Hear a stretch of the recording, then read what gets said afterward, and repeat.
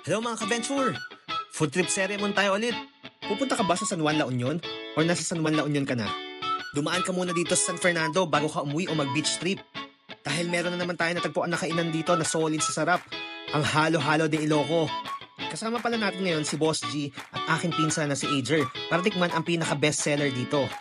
Bukod sa sikat nilang halo-halo, syempre, tinry din naman natin ang ilang mga putahe nila na siguradong mapapa-exercise ka. Unang sinubukan namin ang papaitan na kambing. Grabe ang linamnam, sakto yung asim at pait, hindi overpowering, perfect sa mainit na kanin. Sunod naman ang pinakbet, lutong Ilocano. Yung gulay naman, tamang luto lang, hindi overcook. Tapos yung bagoong, sapul sa lasa. Ramdam mong traditional yung timpla, parang lutong bahay ni Lola.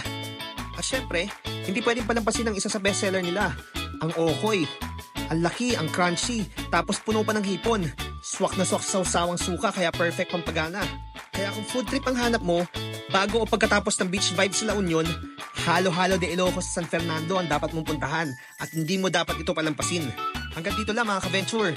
Please like and follow para updated ka sa iba pa nating masarap na food trip. Hanggang sa muli!